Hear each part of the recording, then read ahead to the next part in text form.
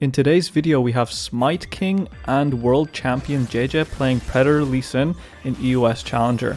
So if you want some insight on this guy's thought process, make sure you pay attention. So the first thing you're going to see here is that he is starting on his red buff. This is indicating straight away that he's going to path towards the top side. The reason for this is going to be because he doesn't have a clear strong side in either top or bot lane, but in the top lane it is a very easy to gank lane because Pantheon doesn't have any mobility.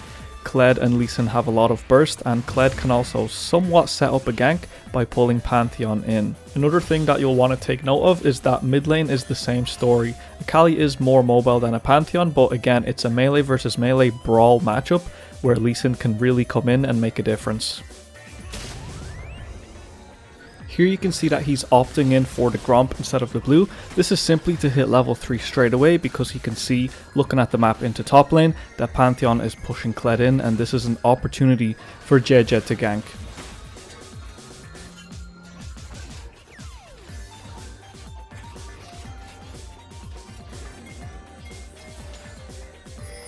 Sure enough, he comes in for the gank. A little bit strange that he's coming in through the lane, dashes onto the Kled, flashes onto the Pantheon, and you can see he's just putting on the damage onto Pantheon here to finish him off and save his laner.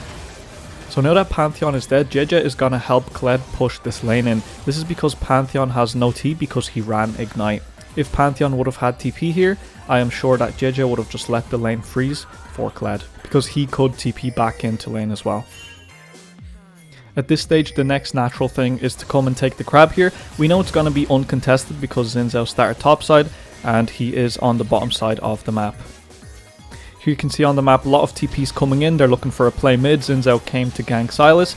Kled came in with the TP. This is just because of Lee Sin's beautiful gank earlier, and they come in and trade 1-for-1. Really nice here. This is the impact of being able to move to your lanes at the correct time for ganks. And this is precisely what allows you to snowball games. You can see JieJie's going to recall here because he doesn't really have much to farm here. There's no point. He's 1-0-1. He's got enough gold for his first buy. He's on his way to base. He's going to spend and he's going to come back to the map stronger than before. And you can see here he does have the Predator boots on the Lee Sin. Let's see what he can do with this. Normally after the first recall as a jungler, you want to go back to the side of the map that you started on, but in this case you can see JieJie is going back to top side despite having his camps respawned on the bottom side. This is going to be because he's expecting Xin Zhao to gank Kled in the top lane. This is a reactive play from JieJie and is absolute genius.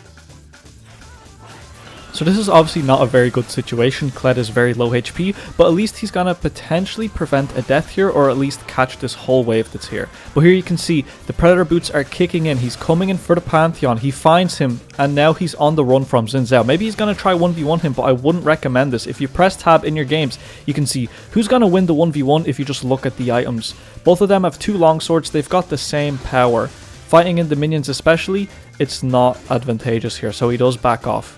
He did have a level on Xin Zhao there, but the minions were too much of a difference maker there.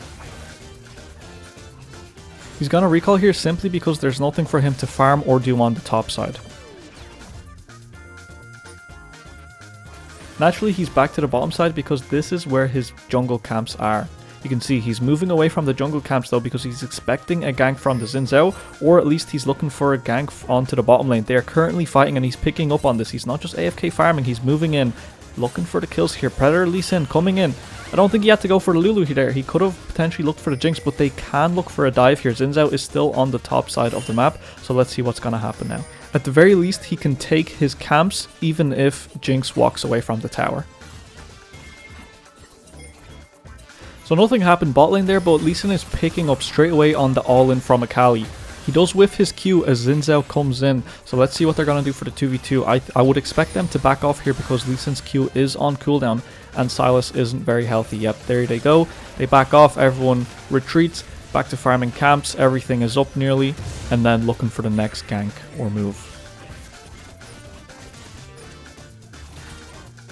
You can see here they're looking to find a pick onto either the Akali or the Xin Zhao, but they are going to walk away here, I would expect.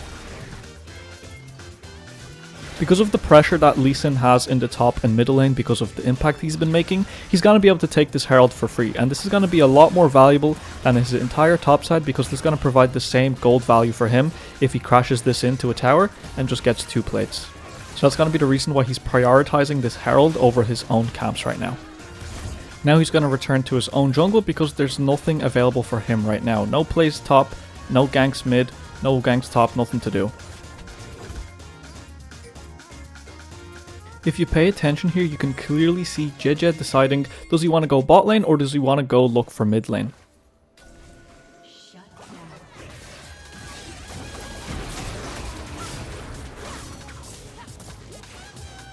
Kind of into it.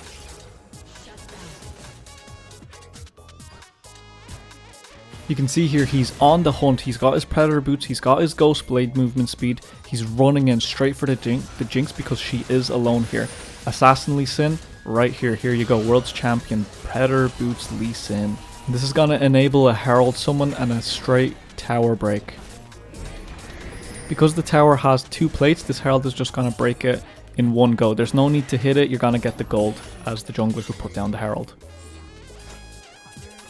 Here you can see that after making a play that JieJie is not going back into his own jungle. He has pressure on the bottom side of the map. This means he can actually look for something on the bottom side of the map, whether that be a kill onto the Lulu or in this case just the enemy Gromp. Will we see a Smite King JieJie play right here?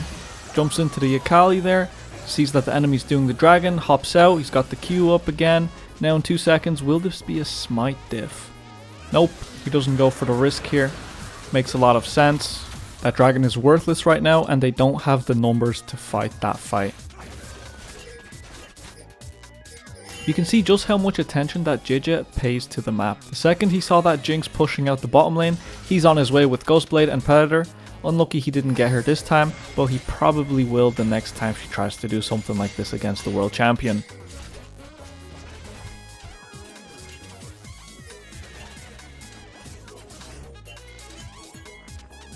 You can see just how good he is at reading the intention of players to look for this gank here. Kali, ballsy move, looking for the all-in. JieJie with the fancy mechanics, flash kicks back into the Sylas and he manages to finish her off. Perfect play there. Really close, but it did work out.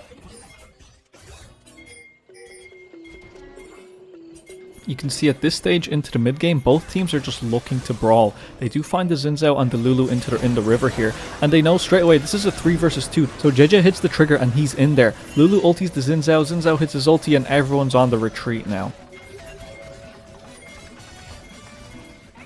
What did we say earlier? The second Lee Sin sees this Jinx pushing up again.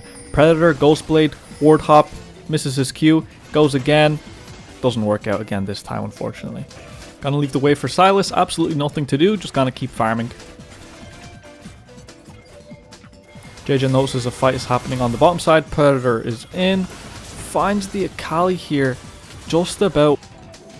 And that's gonna be 2 kills secured up for JieJie's team, and there everyone is pinging straight away. Let's go to the top side, let's go take that Herald, let's go do something. As soon as you can have a numbers advantage on the map, or as soon as you can find someone who's hard winning a lane, that enables you to pressure the map and actually do stuff like invade and force fights because you've got the numbers advantage. So you can see here he goes on to the Lulu here, trying to find the big one shot on her. Yuumi ulti going in between both players and they're just going to back off here. Xayah's not in range to help and they're just on cooldown there. Even though this fight is kind of under the enemy tower, they are going to take it because they've got the numbers here. They can find a one shot and they can get out just like that.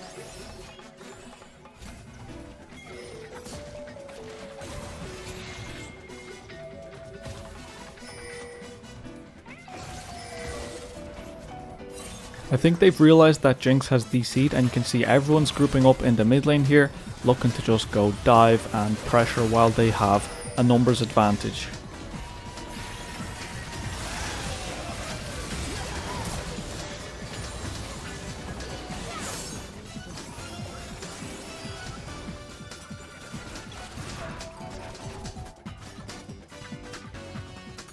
This is a very common theme for challenger players. As soon as they've established a lead, they just go on the hunt and completely ignore their camps.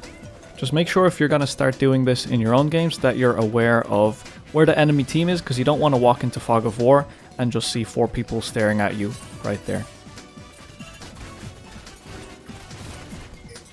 So what Lulu just did walking into Fog of War alone, especially as Enchanter support, is what you do not want to be doing.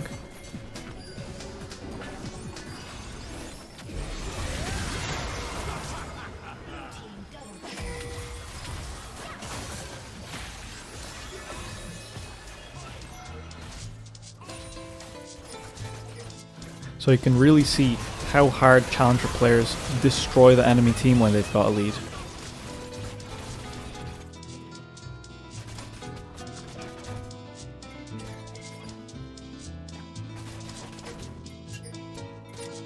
So you can see again just how much JieJie looks to hunt the enemy team with the lead.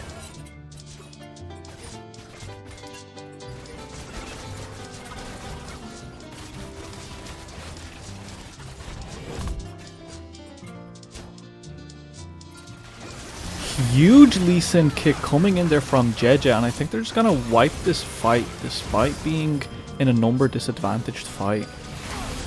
Yeah, they find the Akali there. Stopwatch does save JieJie here. Onto the Wolves, looking for the Xin Zhao, does find him. And that's just gonna be a wipe of the enemy team. And that's pretty much just gonna be the end of the game right there. I know that Jinx did DC from the game for a few minutes, but hopefully this does show you how to push a lead and even just gain a lead playing as a jungler.